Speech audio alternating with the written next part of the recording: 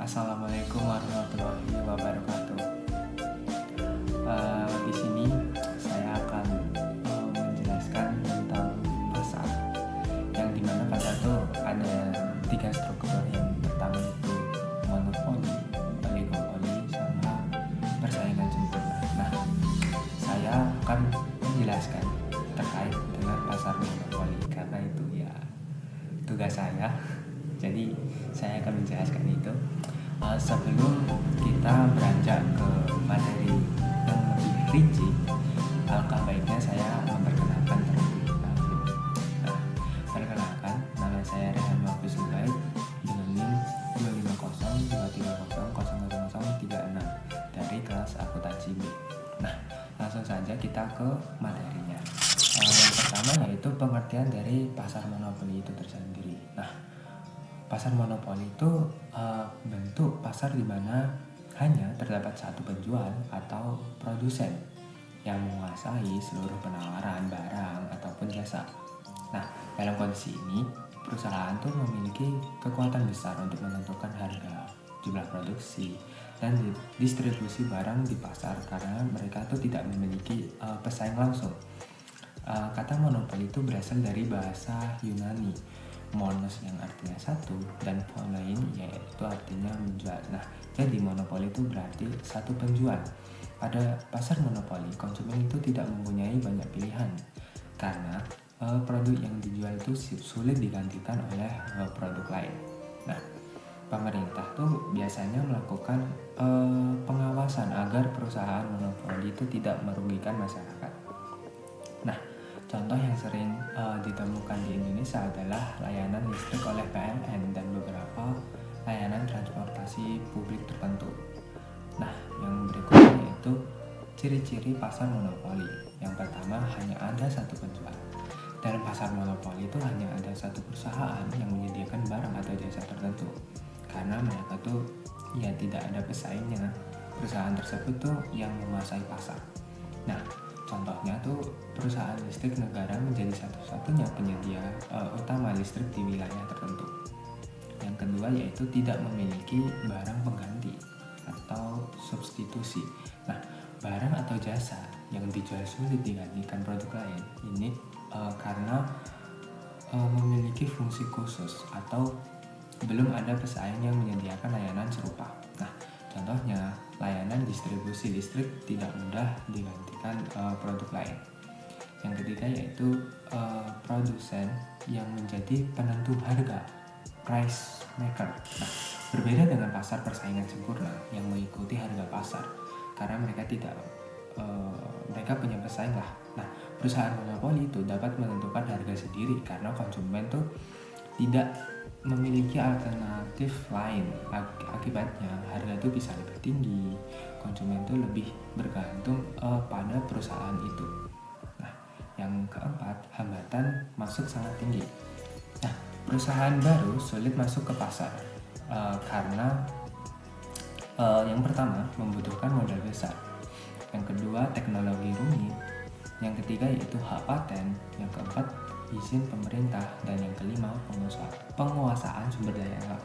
Nah, contohnya pembangunan jaringan listrik membutuhkan biaya yang sangat besar. Nah, yang kelima perusahaan monopoli itu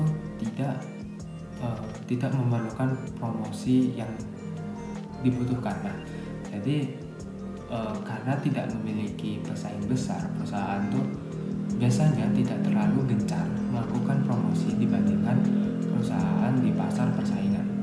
Nah, yang berikutnya yaitu penyebab terjadinya monopoli. Yang pertama, penguasaan sumber daya alam. Nah, perusahaan itu menguasai bahan baku penting sehingga pesaing itu sulit berkembang. Yang kedua yaitu hak paten. Hak paten membuat perusahaan memiliki hak eksklusif atas produk tertentu. Yang ketiga yaitu kebijakan pemerintah. Pemerintah tuh kadang memberikan hak monopoli kepada perusahaan tertentu demi kepentingan umum. Yang keempat yaitu efisiensi produksi skala besar. Nah, perusahaan tuh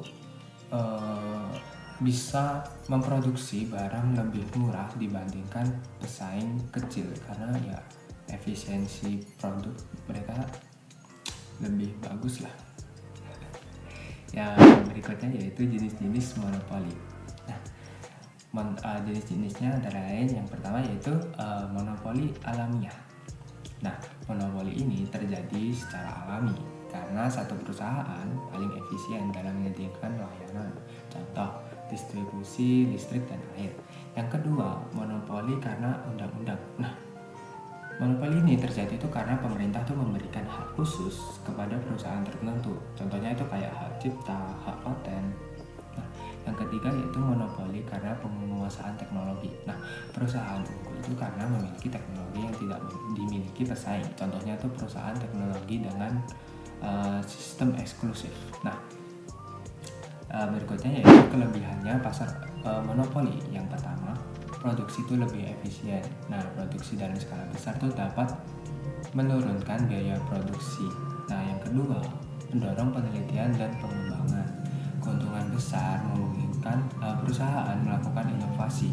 Nah, yang ketiga, menghindari persaingan tidak sehat. Nah, karena hanya ada satu produsen, nah persaingan itu ekstrim dapat dihindari. Yang keempat yaitu menjaga stabilitas produksi. Nah, produksi dan distribusi barang itu dapat diatur menjadi lebih stabil. Yang berikutnya yaitu kekurangan di pasar monopoli. Yang pertama yaitu harga barang cenderung mahal. Karena tidak ada pesaing, perusahaan tuh jadi bisa menaikkan harga. Nah, yang kedua, konsumen tuh tidak memiliki banyak pilihan. Masyarakat hanya dapat membeli dari satu produsen. Yang ketiga, resiko penyalahgunaan kekuasaan. Nah, perusahaan dapat bertindak semena-mena terhadap konsumen. Ya, karena nggak ada pesaing tuh. Yang keempat, inovasi itu bisa menurun. Nah, kurangnya persaingan membuat perusahaan tidak terdorong meningkatkan kualitas.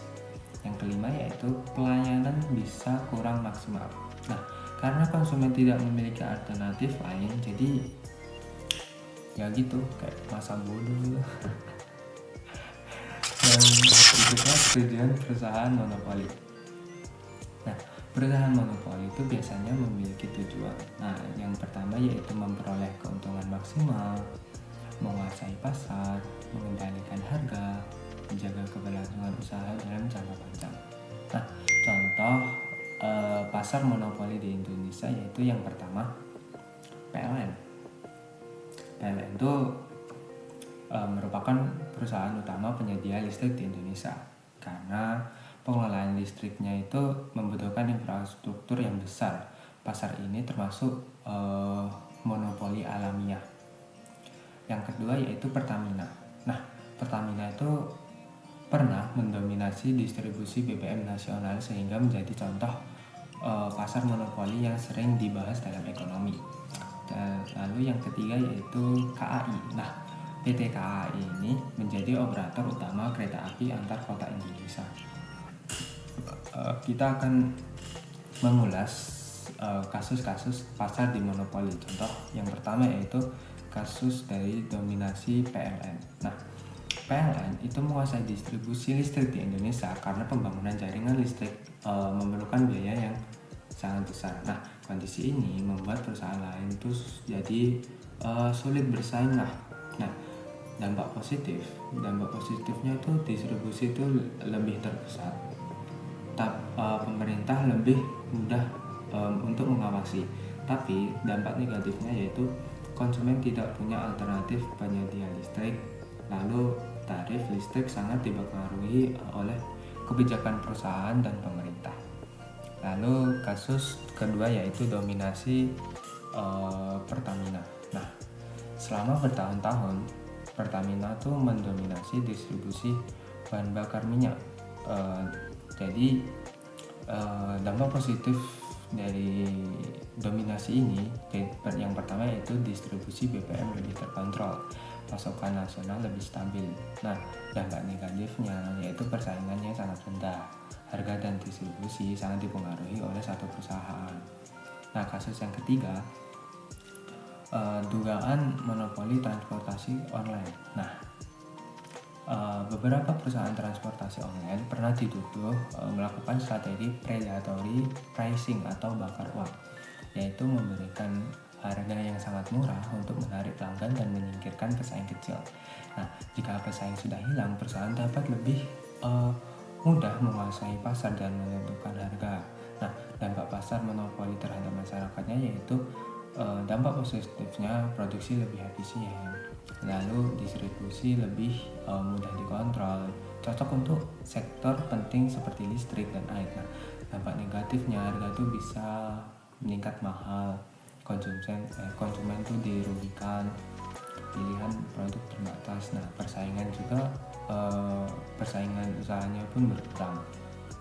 Nah, cara pemerintah mengatasi monopoli tersebut itu melakukan beberapa langkah, kayak membuat undang-undang anti monopoli, mengawasi harga barang penting, membentuk lembaga pengawasan persaingan usaha, membuka peluang persaingan sehat di Indonesia. Nah, Komisi Pengawas Persaingan Usaha atau KPPU yang bertugas mengawasi praktik monopoli dan persaingan usaha tidak sehat. Lalu yang terakhir yaitu kesimpulannya. Nah, kesimpulannya, pasar monopoli adalah pasar yang hanya dikuasai satu produsen sehingga perusahaan memiliki kekuatan besar dalam menentukan harga dan jumlah barang.